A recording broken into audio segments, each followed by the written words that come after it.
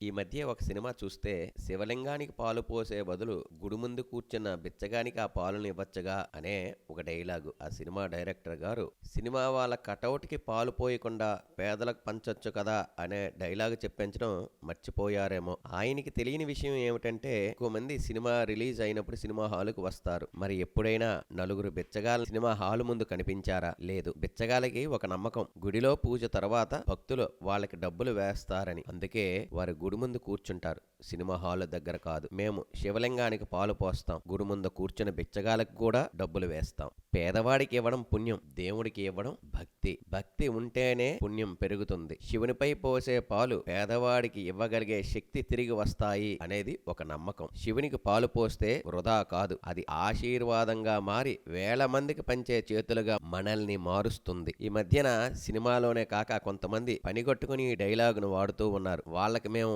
ఒక ప్రశ్న వేయవచ్చు. మీ తరానికే కాక మీ వాళ్ళ పిల్లలకి సరిపడేటంత సంపాదించి పెట్టే బదులు మీరు తిరుగుతున్న సమాజానికి కొంత పంచండి అంటే వాళ్ళకి కోపం వస్తుంది. మా సంపాదన మా ఇష్టం అంటారు. అయితే మేము మీ డబ్బులతో శివునిపై పాలు పోసామా? మేము అలా ప్రశ్నించం. ఎందుకంటే విమర్శకు ప్రతి విమర్శ సమాధానం కాదు. అసలు సమాధానం ఏమిటి?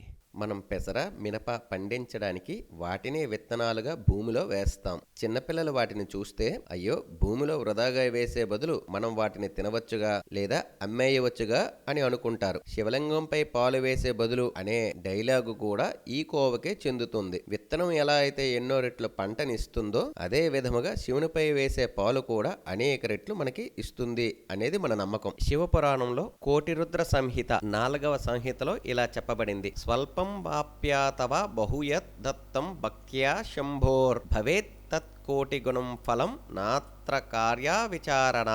మనం భక్తితో శివునికి సమర్పించేది కొద్దిగా అయినా లేదా ఎక్కువగా అయినా అది భక్తితో కూడినదైతే చాలు, పరమేశ్వరుడు దాన్ని కోటి రెట్లుగా అనుగ్రహిస్తాడు. శివార్పితం చేసిన ఏ చిన్న సత్కార్యానికైనా అనంతమైన పుణ్యఫలం లభిస్తుందని దీని అర్థం. అదే విధంగా మరొక శ్లోకం, నమో భవాయ చ రుద్రాయ చ నమః శర్వాయ చ పశుపతయే చ. భవ అంటే భవుడు, సృష్టించేవాడు అనగా సృష్టికర్త. రుద్ర దుఃఖమును పోగొట్టువాడు. శర్వ పాపమును పోగొట్టువాడు. పశుపతి పశువులకు పతి అనగా సమస్త జీవులకు పోషణకర్త.